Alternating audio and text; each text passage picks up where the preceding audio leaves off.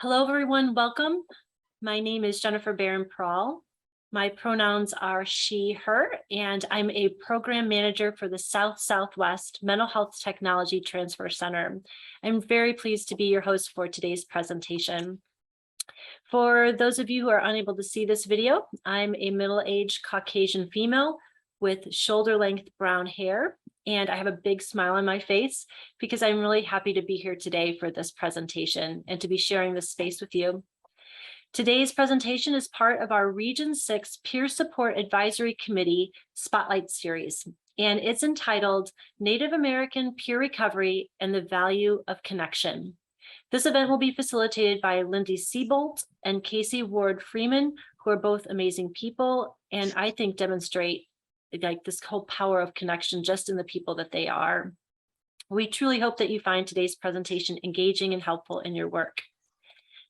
By way of disclaimer, this presentation then was prepared by the South Southwest Network under a cooperative agreement from SAMHSA, and the opinions that are expressed in this presentation are the views of our speakers and do not reflect the official position of SAMHSA. The MHTTC network uses affirming and respectful, recovery-oriented language in all of our activities. Know that language matters. How we speak to each other and interact together is important. And as you see on this slide, these are the guidelines that we'll be following. In tandem with that, we are dedicated then to providing events where everyone feels welcome. We invite everyone here today to help us to achieve a safe, respectful, inclusive, and positive environment for learning. Essentially, we ask you all to be kind to one another. All right, by way of some housekeeping items for you all, we've made every attempt to make today's presentation secure. If we have to, we'll jump off the presentation if there's any things that happen technology-wise unexpectedly, and I'll give you a follow-up email with your registration information. Know that you are in a Zoom meeting room. So that means you have the ability to mute and unmute, as well as to share your videos, which will really makes for a nice family setting for us today. Feel free to use the chat box, and if you have questions or comments, and I will be monitoring that throughout the presentation. We will have time for questions after the session and after Lyndi and Casey present, and we'll use those questions from the chat then to have some discourse. The session is being recorded, and then we will be uploading this presentation on our website. Folks that are present today, we will be sending out CEUs, one CEU, and I'll get that all to you by the end of the week. And also we'll have a brief survey for you to complete. This presentation is being sponsored by our South Southwest MHTTC, and you'll see our region here in the purple there, and know that we have regions throughout all of the United States. All right, with that, let's go ahead and get started. I'm very pleased to introduce our two speakers today. Lyndi Seabolt is a citizen of the Cherokee Nation. She works in Oklahoma City at the Southern Plains Tribal Health Board in opioid overdose prevention and is a certified peer recovery support specialist. She's the project coordinator and co-facilitator of the Indian Country Peer Recovery Specialist ECHO program. She graduated with a BA in Native American Studies from the University of Oklahoma with an emphasis in history and culture. She completed her college internship at the Native Alliance Against Violence, building the Oklahoma database for missing and murdered Indigenous women. So glad to see you today, Lyndi. I'm also very pleased to introduce Casey Ward-Freeman. Casey currently works as a public health specialist in opioid overdose prevention at Southern Plains Tribal Health Board. Casey is also a Warrior Down recovery coach. Her areas of focus include the education and promotion of the Oklahoma Prescription Monitoring Program, peer recovery support, and community education. She helped create and currently co-facilitates the Indian Country Peer Recovery Specialist ECHO, a program that provides education and support for peers who work with people experiencing substance use disorder. In 2016, Casey graduated with honors from the University of Arkansas with a bachelor's degree of science in biology. In 2017, She graduated from the University of Arkansas with a master's degree in community health promotion. At U of A, she worked in the Sexual Education and Consent Studies Lab, where she participated in the development of a community outreach and sexual assault prevention program. Casey is also interested in physical education and previously worked as a certified personal trainer. Welcome, Lyndi and Casey. We're so excited to hear your presentation today, and I will turn the floor over to you both. All right, welcome everyone. And yes, like Jennifer said, if you felt inclined to take yourself off or to turn your video on, we'd love to see your beautiful faces, but we understand either way. All right, so really quickly, we'll do a visual description. I'm Casey. I use she, her pronouns. I have long, wavy hair. I'm a woman of European descent, and I am extremely grateful to be welcomed into the indigenous spaces I get to work in. And I will let Lyndi do an introduction really quick. I'm Lyndi, and I am a 30-something-year-old female. I'm a Cherokee woman with European ancestry, and I have long, dark, wavy hair, and I'm wearing big, bright beaded earrings.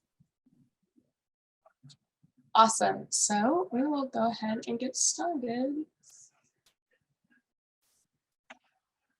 All right, so this afternoon, we just wanted to start the webinar off in a good way with a mindfulness activity. Our bios both mentioned the peer echo, and that's how we normally start the peer echo.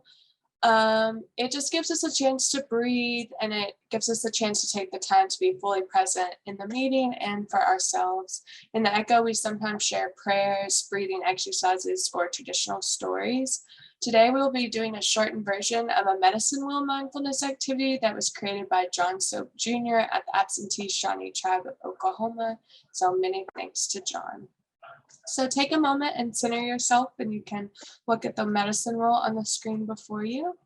And just reflect to yourself, what are the 4 aspects to growth and development? Physical, emotional, spiritual, and mental health. And ask yourself, what is one thing you do for your physical health? And just reflect quietly. You can use the principles willingness, perseverance, and service.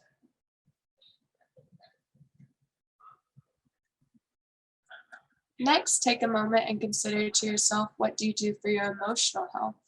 Use the principles honesty, courage, and forgiveness.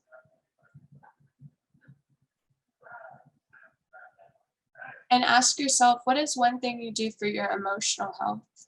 Use the principles, what is one thing you do for your spiritual health? Use the principles hope, faith, and spiritual awareness. And finally, what is one thing you do for your mental health? Use the principles honesty, integrity, and justice. And I invite you to take a deep breath. I'm going to shake out my nerves from the presentation, and we will move to our land acknowledgement. So we'd first like to start with a land acknowledgement to acknowledge the people and history connected to the land that we live and work from. Southern Plains Tribal Health Board serves 44 tribal nations in Kansas, Oklahoma, and Texas. We acknowledge these are the traditional lands of the Osage, Caddo, Kiowa, Comanche, Wichita, and Kickapoo people. We pay respect to the elders, both past and present. We recognize and honor the diverse indigenous peoples connected to this land. The Indian Removal Act of 1830 forced all Eastern tribes to abandon their ancestral homelands to move west of the Mississippi River into Indian territory. The 5 tribes relocated to present-day Oklahoma, while others moved further north, only to be forced out again by white settlement with the passing of the Kansas-Nebraska Act of 1854. Tribes remaining in Texas were forced north of the Red River in 1859. After the Civil War, tribes were pushed to reservations in Indian territory.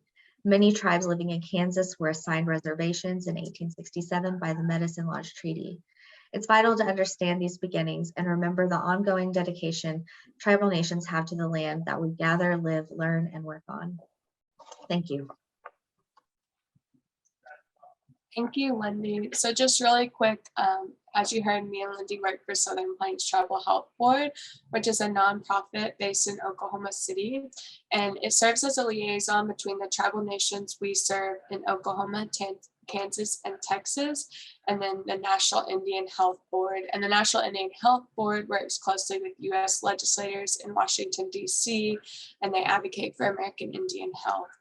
At Southern Plains Tribal Health Board, we aim to improve public health outcomes for American Indians through partnership, advocacy, education, data, and research, as well as training. Additionally, we house the Oklahoma Tribal Epidemiology Center that assists American Indian health systems and programs by improving access to the highest quality American Indian and Alaska Native data available, which all sounds very technical. And we have a quick poll. I am going to drop, I'm going to put it on the screen or share a poll. So I will watch that. And so we'll take just a second, ask yourself or answer if you identify as American Indian or Alaska Native. And then also, how frequently do you work with tribal communities?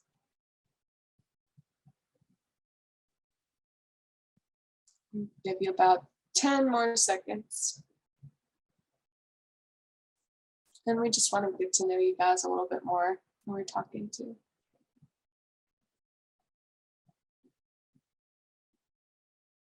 All right, I'm going to go ahead and end the poll. So I'll share our results real quick. I see that most people do not identify as American Indian and Alaska Native, and that about 20% of you do. So welcome to everyone. Thanks for sharing that with us. And I see we have a pretty good distribution of how frequently people work with tribal communities. So I applaud you for wanting to learn more. Either way, thank you all for being here. All right. And and if you are American Indian or Alaska Native, we would love to hear what tribe you're from too, if you want to drop that in the chat.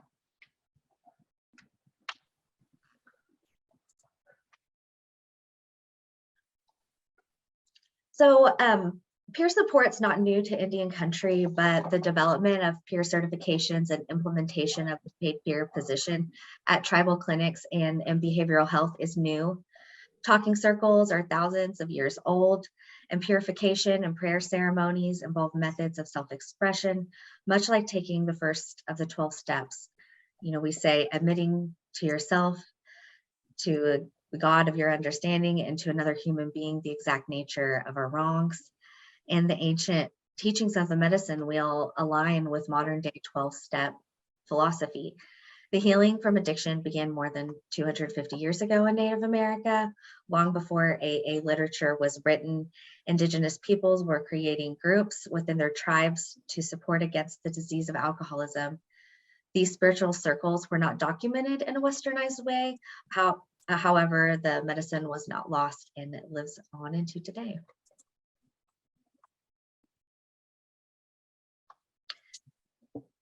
So peer support aligns with Indigenous values with the practice of storytelling and oral histories. Peers help others find connection to a community and culture, finding self-worth and purpose in their role in the community. Reciprocity is an ethical value that guides us and is the basis of relationships for Native people. This aligns with the 12th step in a way that we are in service to others by sharing our story, and this gives us a sense of purpose. Respect by honoring the lived experience of people recovering from addiction and mental illness. And in tribal communities, addiction is seen as a physical and spiritual disease, and peer support encourages cultivating the innate part of us, seeing ourselves as Creator sees us. So where are peers in Indian country today? And as Lyndi mentioned, peer support is not new in Indian country, but paid positions are relatively new. And so just while many tribes and organizations are doing important work to implement and expand peer programs in recent years, we are just going to speak on what we know through our work at Southern Plains. So I just wanted to nod to all the tribes in Oklahoma that are working in peer support. There's a lot of important work going on.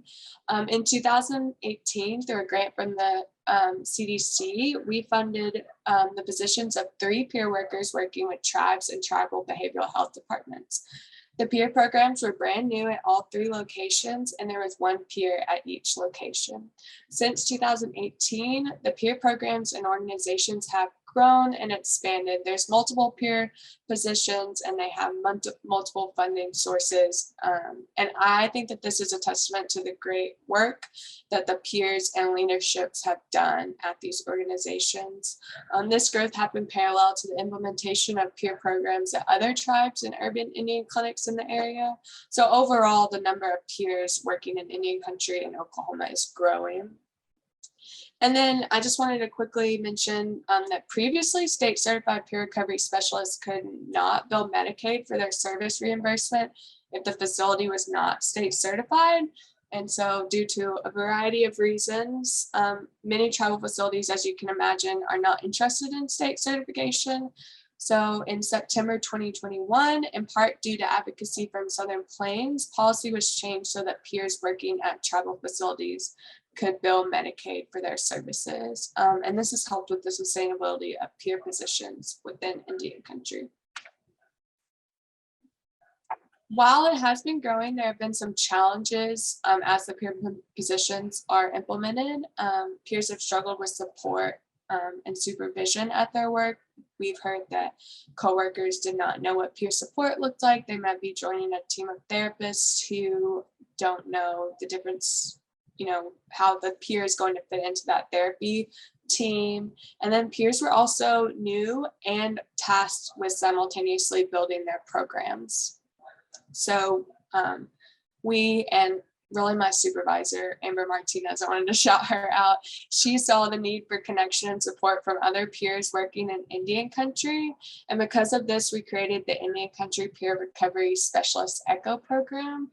And we'll dive into that program in a bit. But I wanted to quickly say that we've had participants join from, I think, 10 different states, east to west coast. So this isolation that we were seeing was certainly not a unique problem. And participants of the ECHO have spoken not just on isolation, maybe being a part of a team of 1 or 2 peers, but also cultural isolation they experience if they're not working for a tribal organization, or maybe if they are. And the ECHO offers them both cultural and social connection. And ECHO really quick stands for Enhancing Community Health Outcomes. That's what it stands for.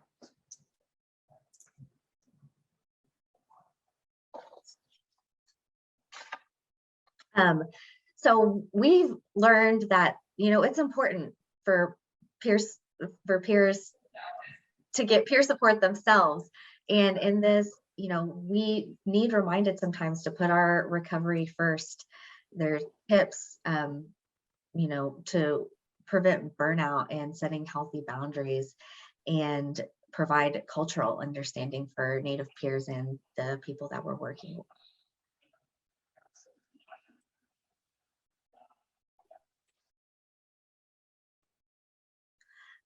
So white bison has played a big role in getting tribal peer programs started. Don Koyas is the founder of the White Bison Wellbriety Training Institute. And the word wellbriety, it means to be both sober and well. It's a translation into an English word from the language of the Passamaquoddy Nation of Maine. And Don Koyas says, in the English language, culture means that everybody does it. But what it really means is it's a set of principles, laws, and values that is in harmony with the earth. It can be Native teachings, it can be the Bible. Culture is going back to the principles, laws, and values so that drinking and drugging isn't something that you want to do. because your culture has ways to help you deal with the hurt. You know, it's said that prevention is culture and culture is healing, and Indigenous ways support this as well as other cultures. It's also important to acknowledge Native American history because some are experiencing historical loss symptoms like mental illness, substance use, health disparities, dysfunctional parenting, unemployment, as a result of the intergenerational trauma from historical losses like the loss of population, tribal structures, land, language, and culture.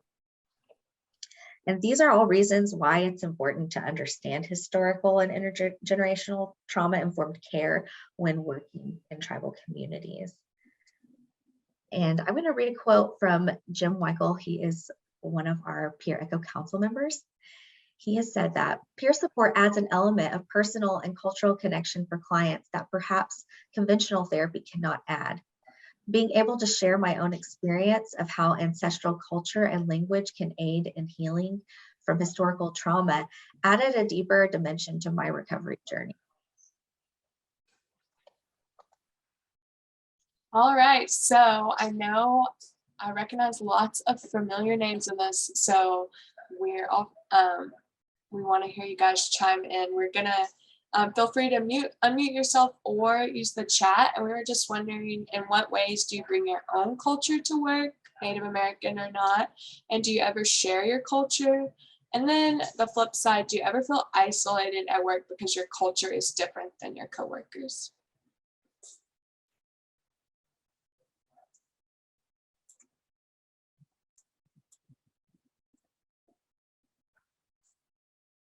Don't everyone talk at once.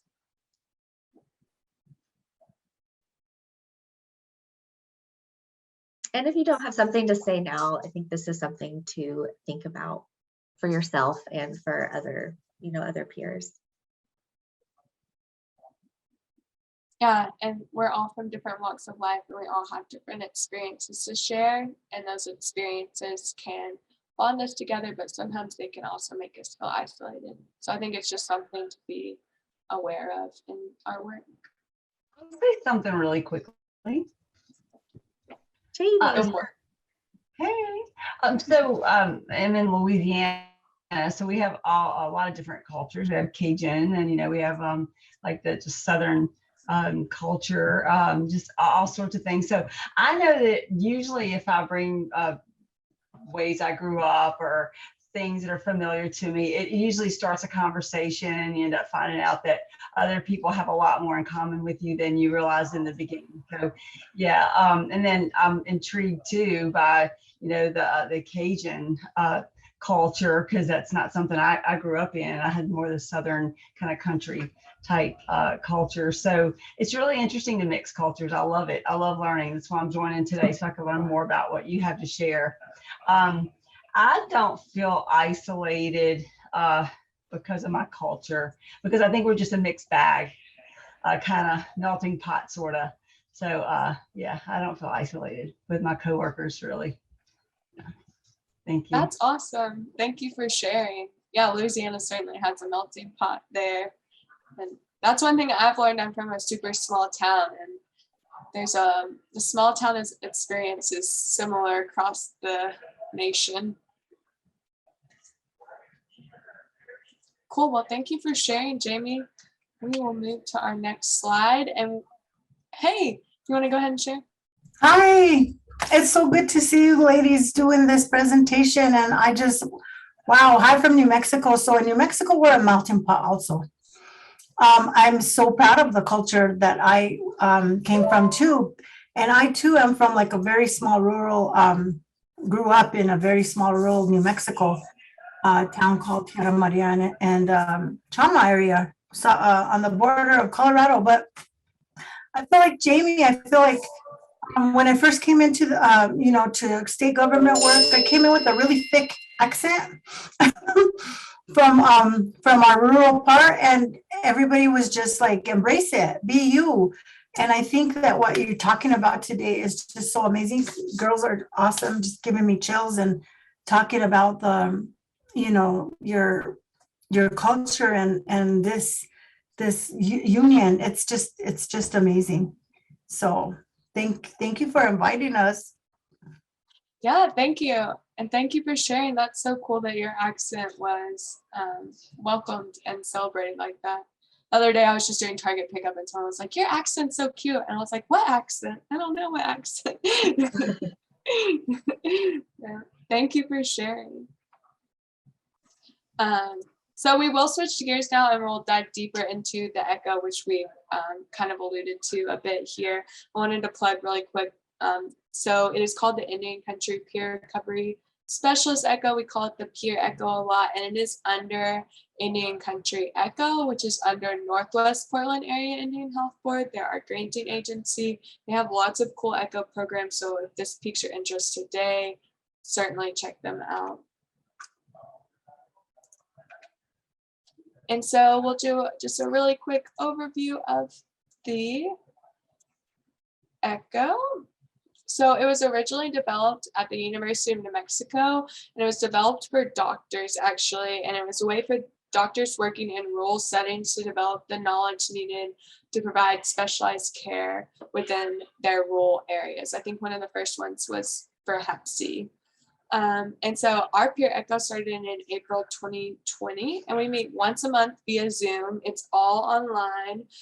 For our main ECHO session. The main ECHO session includes a didactic and case presentation. Our didactics cover a variety of topics. As you can see from that list, we talk about decolonization, fentanyl and harm reduction, integrating culture and peer support, and many more. And then for the case presentation, a peer presents a challenge they are having in their work, and they receive recommendations from and feedback from participants and our council members. And we're all on equal footing in the ECHO, while council members as elders are certainly given time and space to speak. It's all done together at the same time, and that's really because that's important to us, because participant feedback on the ECHO is what makes the ECHO what it is, and it makes the wheels run. And our case presentation form, which you'll see in a little bit when we do a run through, taps into the Indigenous paradigms through a wellness wheel. And a quick shout out, our council members are Deborah Buffalo Boy, Jessica Carroll, and Jim Weichel. And thank you to them for sharing their knowledge month after month on the ECHO. So, and then we also meet once a month for a talking circle, and our talking circle is a space for open discussion. It offers both personal recovery support and professional support for peers. Personally, this is one of my favorite pieces of the Peer ECHO program. And we kind of see this, people tell us that connection is the most valuable part of the Peer ECHO. They say they enjoy connecting with peers across the country, and they enjoy the cultural connections that the ECHO offers them. So I'll run through this really quick. We developed a didactic schedule through surveys and conversations with peers, and then evaluations from the Peer ECHO. It was a super short evaluation, 5 questions, to not take up too much time. And then when we started promoting the ECHO, when we first getting it off the ground, we tapped into partnerships we had created through the Well-Briety movement in Oklahoma, our tribal partners, and partnership with Northwest Portland, like I said. And I just wanted to highlight this because we really tried to be intentional in our approach and include the people that the ECHO was for from the very beginning of the inception of the ECHO. And we were originally scheduled to start in summer 2020, but we moved up to April 2020. If y'all remember a thing called COVID. So everyone was starting to work from home, and peers were more isolated than ever. So we started offering the ECHO. This was a great leap for Lyndi and I. We thought we had many more months of planning, but with that, we had a huge positive response. And we started offering office hours, which was later renamed to Talking Circle, as a way to offer additional support. And I have 2 takeaways here. The first is that offering a space for connection and advice can make a huge difference in the people that you work with. And just showing up month after month, even if it's not perfect, means a lot. And then also just take that leap of whatever you're afraid of, and it'll be Great, that's what we did. So because the ECHO was developed for Indian country by Indian country, culture is integrated naturally at every level. Both the council and participants can share their professional and lived experience. The didactic presentations integrate Indigenous knowledge into the dominant culture paradigm, and the case studies address the unique needs of the recovery process for Native Americans. Some examples from case presentations are ethics of providing peer support to relatives, success stories of the difference cultural connection has made with their clients, and shared understanding of the impact of historical trauma on both peers attending and the outcome described in the case study. So since the beginning of the ECHO, Casey and I have, we try to look through a decolonized lens and, try to make changes to make the space more comfortable and just more culturally appropriate for our peers.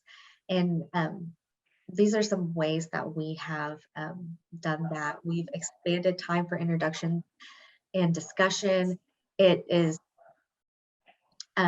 aligns with Native culture by, telling our name and where we come from. And it's important, part of who we are. And we open with a grounding activity or prayer, and we close with prayer. The wellness wheel, it was a case form that we actually adopted from another Indian country ECHO program, the tribal map program out of UCLA. And then we further adapted that for peer support by using SAMHSA's 4 dimensions of recovery. And then the most recent change that we made is, instead of calling the expert faculty, they are council members. And it was, we had the conversation with the council, how it was kind of weird to call ourselves experts when really the participants are the experts too. We all learn from each other. We're all experts in our own recovery. And so the ECHO provides mentorships through case studies, faculty or council recommendations, feedback from peers working in Indian country, and the talking circle and during the full ECHO. The peer ECHO has been a space where peers can share their stories, their culture and traditions, speak their language, and engage in storytelling. At its core, peer support is relationship focused, recovery oriented, trauma informed, and mutual. The peer ECHO has evolved into a trusted space in which people can share stories, validate other struggles at work and in recovery. It creates more confident peers and a strong recovery network that helps provide quality peer services in Indian country. All right, Lyndi, I'm going to share a sample case presentation. We thought this would be a good example of both what the ECHO does and then also all the amazing work. I know we have a lot of peers on here, but if you're not familiar with peer support, it kind of gives a good example. This is a completely made up person, so we are not sharing anyone's information and honoring confidentiality here, but Lyndi will walk us through it. Okay, so with this case presentation, it's coming from a male PRSS who works in a tribal behavioral health department as a peer, and he is providing peer support to a woman, 32 years old, and he wants to know, how can I better support this peer? So this is the case where I'm going to kind of go up a little bit. So we have the 4 dimensions: health, home, purpose, and community. And, putting those in a will, like we know we need balance among these 4 dimensions to maintain our recovery. And so health, it can be overcoming or managing one's disease or symptoms and making informed, healthy choices that support physical and emotional well-being. So we ask, how is health being impacted? So this woman. She's on MAT. She's been on Suboxone for 6 months, but has relapsed on heroin since. She keeps going back to the MAT clinic. Her mother is a primary caretaker of her 3-year-old son, and she enjoys hiking, but she can't exercise because of pain. And home is having a stable and safe place to live. What does home look like? So she lives with her boyfriend of 6 months and her brother in, she lives in southwestern OKC. And purpose can be in cultural, spiritual, ceremonial, or religious practices, meaningful daily activities, job, school, volunteerism, family caretaking, creativity, independence, income, resources to participate in society. So what is influencing her purpose? So she is attending church regularly. She is learning beading. She's working full time, being a server and doing well there, but the hours are long and late, and the environment doesn't really support her recovery. And she doesn't attend meetings and just gets peer services. Community, as part of a community, is having relationships and social networks that provide support, friendship, love, and hope. What does the community look for her right now? So her dad passed away. She does not speak to her mother, and her brother is currently in active addiction. She's super frustrated with her family. She attends church, but has not shared her recovery there. She's, we say, in the closet. She doesn't mention any friends outside of work. So our question to you guys is, a peer is presenting this as they want help helping this woman. What would you guys recommend? What jumps out? What do you see that's missing from this wellness wheel? What's off balance, and you know, what ways can the peer offer her better support? And you guys use the chat if you want to, or take yourselves off mute.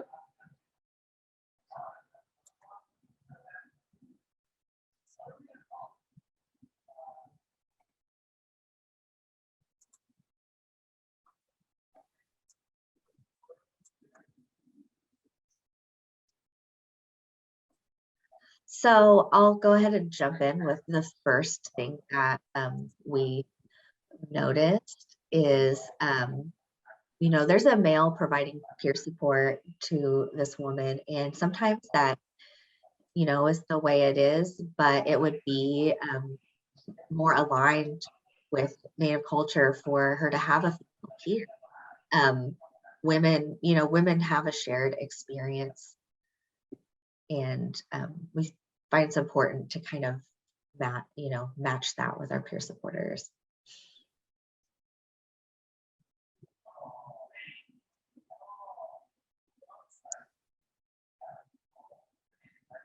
How would you guys approach the relationships which she has with her family if you were a peer? What would be your recommendations? Mordecai in the chat said her work life doesn't support the peer's recovery. Yeah, that's right. So maybe, you know, but her job's going well, and, you know, leaving her job isn't really an option right now. Maybe encourage her to join a group, a women's group or a Wellbriety group, you know, something outside to engage in a recovery community. Absolutely.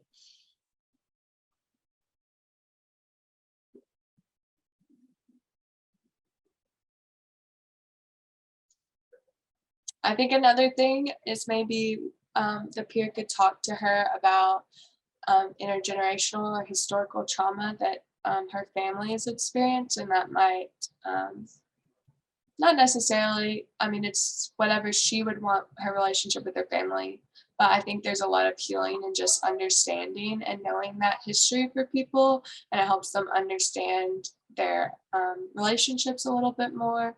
A lot of people mention that it helps them kind of have more empathy for their family members.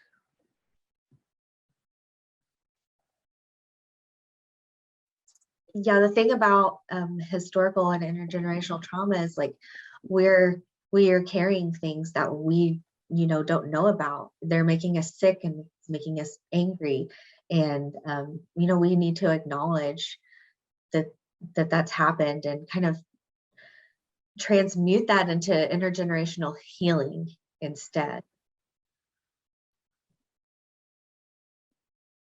Well said. Did anyone notice her housing situation? Yeah, so she lives with her brother who's experiencing active addiction. And so maybe that would be something that we could talk to her about, see if she's happy with that situation. I think motivational interviewing is a good skill that a peer Help her could look for use. tribal resources for housing, you know, direct, you know, this peer might not know what her tribe offers, but, you know, but helping her find those things is it's good, because there are resources out there that our tribes offer.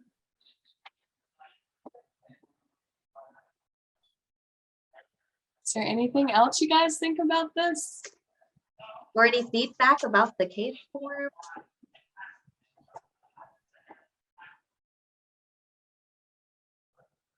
All right, we're quiet today. Lyndi, did you want to do the other case or you want to go to the slides? Let me see where we're at. I think we should go on. Okay, we will move to the rest of our slides and presentation. And yeah, so that is a little example of what a case on the echo might look like, and we would all kind of help them troubleshoot and help them kind of brainstorm ideas that they could do to help the woman achieve her goals in recovery. So in the spirit of collaboration and connection, I just wanted to briefly discuss the gaps and needs that we still have. Just throwing them out there. There are sustainability concerns about the position in Oklahoma. Then also some of us may know that there's talk of national certification or guidelines from SAMHSA, and just question, Lyndi and I have been talking about how to advocate to make sure that that serves the tribal nations and is culturally relevant. And then collaboration across treatment teams and community resources is still a challenge. I'm sure we're all familiar with silos that tend to happen in organizations that we work with. And then I just wanted to also say, as many of you I'm sure know, those experiencing addiction or in recovery still need stable housing, family support services, affordable and available treatment programs, and employment especially can be challenging if there's a criminal record. I'll just continue to scream that until people keep listen more. I'm sure I'm preaching to the choir. So like Casey mentioned earlier, we collect surveys. You know, we always want to make them really short because we don't want to take up too much time, but we've asked the participants what is most valuable about the peer echo, and here's what some of them said. Networking and gaining insight from my peers across Turtle Island, having other supportive and genuine peer professionals is imperative to my self-care. I love the different presentations and case studies. Sometimes I get lost and my flame gets dim, but coming to the echoes always helps me get back on track. Great support and information. So we ask you to consider, like, what support networks do the people you work with have? Should you build one? Because you can definitely build one. You can do it. So in closing, as you all know, there's power in connection and in sharing your story. The healing that we do impacts 7 generations to come. Many tribes have the 7-generation rule, which is everything that we do, we honor the 7 generations before us, and we think about the impact that it's going to make on the 7 generations to come, the next 7 generations to come. And those cute babies are Casey and I's next generation. Yeah, my poor son, I have a 5-year-old, he always gets cut out of the baby pictures. Yeah, and we'll move. If you guys have questions, drop them in the chat or let us know. We just would love to talk to you guys more. We also have another sample case form if you want to run through that. I will put our echo information on excuse me, briefly on the screen, but this is kind of your space for questions for us.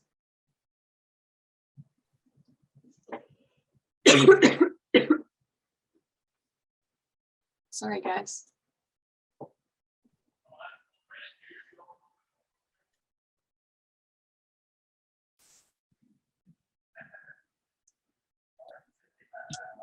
Lyndi, gonna and stop. Casey, oh, really, Go ahead. really quick, the form that you developed for Echo, is that again specifically for Echo, or where did that come from, or how did you create that? Because it seems like a really wonderful tool. So yes, so the Echo, there's a Echo model. We have deviated from that model to make it better for peer support, and then we went even further and to make it, you know, more indigenous. You know, the first case forms were a document with a question and a box, and then question and a box, and we thought it didn't really leave space to just tell the whole story. You know, look at this person in a holistic way. And so there are monthly Echo Collective, Indian Country Echo Collective call, and the different programs we share, different things that are working well for us or challenges, and just, you know, kind of give updates. And the tribal MAC clinic Echo, they shared this wellness wheel, and I thought that's a great idea. And so we started using that. And then after a few case presentations, we integrated the 4 dimensions of wellness into it, and just that, you know, gives us a really good picture about the case.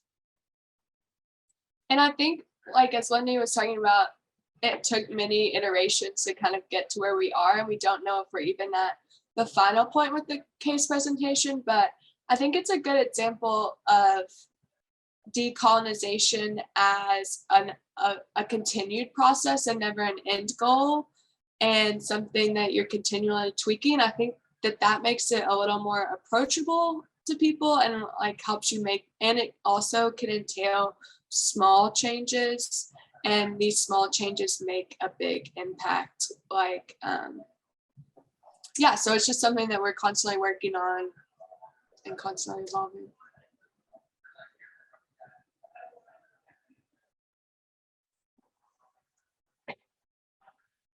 Are there any more questions?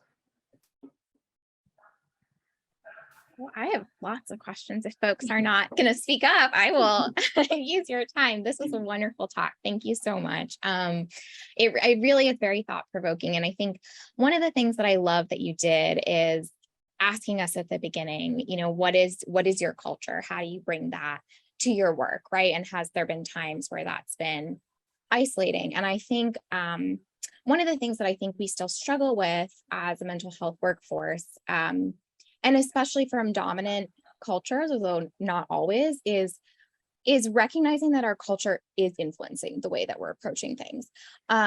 Just as an example, right, you asked for that peer, you know, what might you do for her family? And like my immediate thought was chosen family. Like, who can you find outside of the family?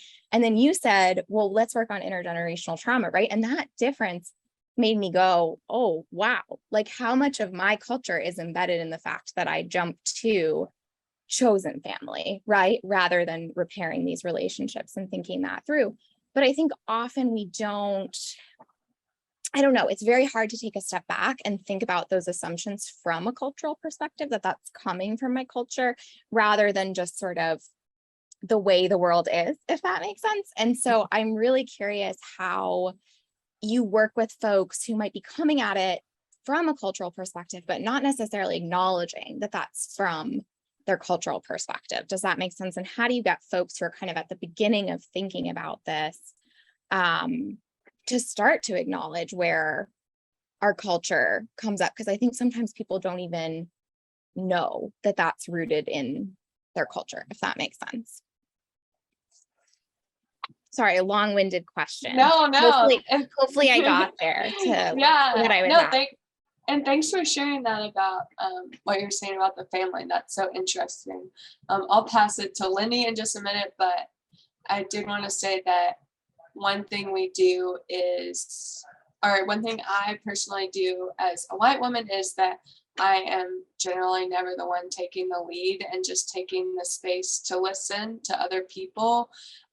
It lets you see your own biases and your own culture, like you were saying. And our didactic presentations, especially in the beginning, we talked, and we still do talk a lot about decolonization. And I think once people get that initial education, it really starts to change their perspective. But what do you think, Lyndi?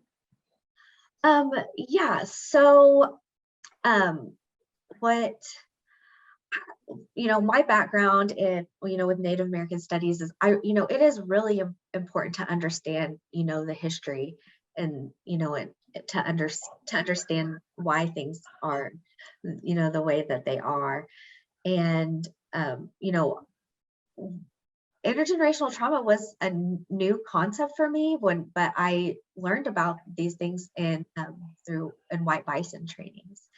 And, there's, we have a cellular memory. And even though we don't remember or maybe have been disconnected because of colonization from our tribal traditions, and we don't know the language and we don't know the ceremonies, like there is still part of us that longs for that. And and when we participate in our culture, it awakens that cellular memory and and induces healing. I hope that answers it.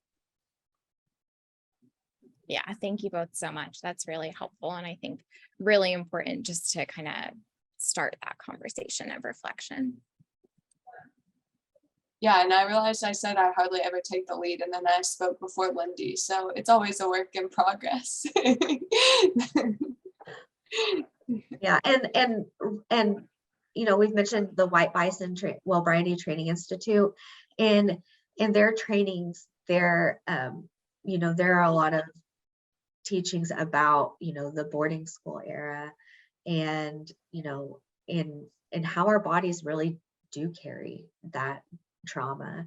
And I say that they've played a really big part in educating our communities in that, because you don't know what you don't know. Yeah, Native Wellness Institute, they also have some cool videos on historical trauma. White Bison, yeah, they're both of them have a lot of YouTube videos. I think that that first education is a great first step.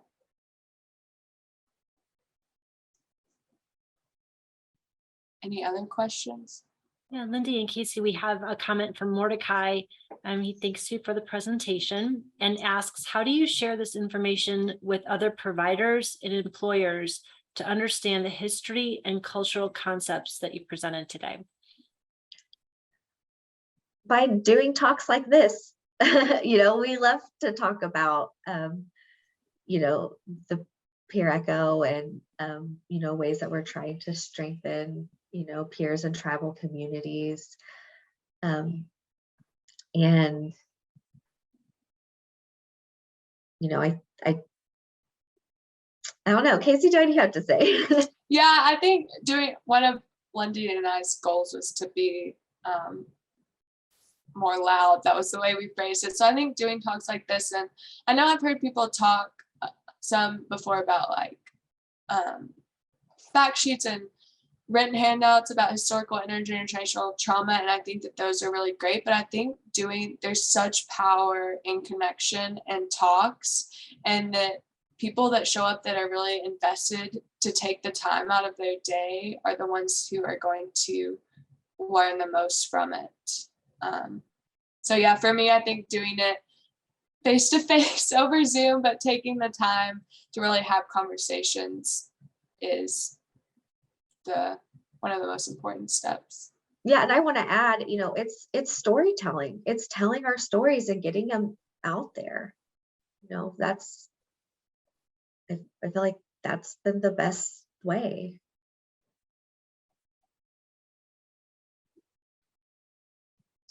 And yes, we can share the recording with you for sure.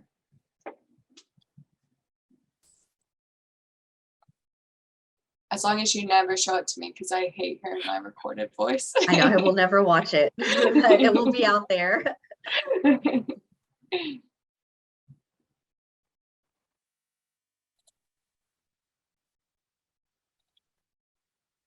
Yeah, I'm going to put a quick survey just so while we're wrapping up, so you can just see that in the little chat.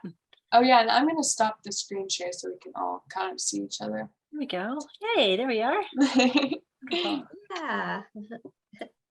Thank you for everyone who shared your experience and asked questions and came today. We really appreciate it.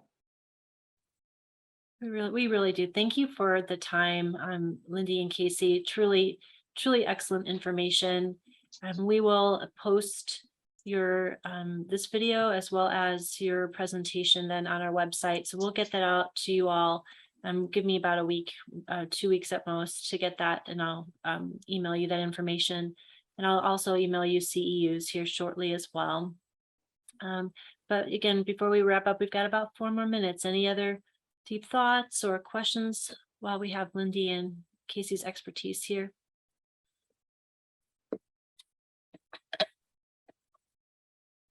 Yeah, and we welcome everybody to the Peer Echo. We can all learn from each other. You do not need to be working in tribal communities. We have, our friends at the Oklahoma Department of Mental Health and Substance Abuse Services. They join and support our Echo, and we welcome learning, learning from each other.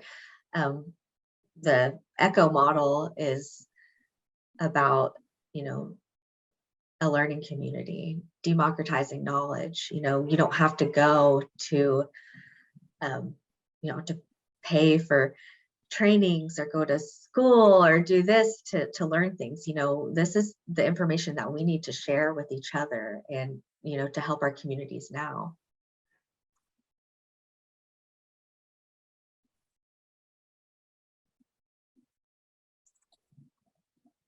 Natalie, are you there? It's Natalie's birthday. Yeah, happy birthday, Natalie. Yes, I'm here. I'm sorry, I was taking the survey. It seems like we have a few minutes, and if you do not feel comfortable, Natalie, you do not have to, but she normally does a wonderful job for us. So if you wanted to close us out, Natalie, that would be awesome. I will totally close this out. I'm sorry. Let me get in a mental state and get back out of survey states. I appreciate it because this is completely off the cuff. So thank you, Natalie. All right, pray with me in your own way. We come to you today to close the end of this meeting, and hopefully it garners fresh ideas and brings in new people to our Pure Country Echo, or Indian Country Pure Echo.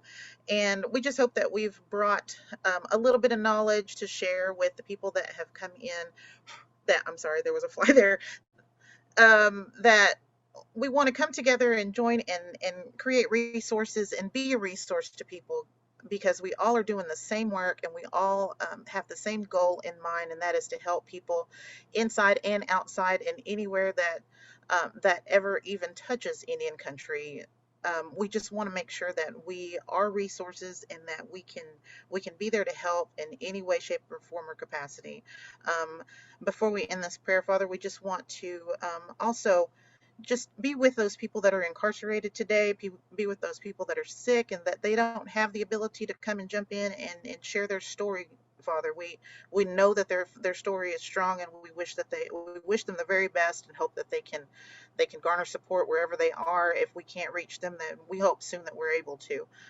We ask all of this in your precious and holy name. Amen. Thank you, Natalie. Thank you, You Natalie. can put me on the spot at the next meeting. We're at. Oh my goodness. Well, that was tremendous. Thank you, Lyndi and Casey and Natalie. That was a perfect ending. Thank you. Thank you for that. Thank you all for sharing this space together today. Appreciate you all. And I hope everyone has a wonderful rest of the day and a great week ahead. All right. Be well, everyone.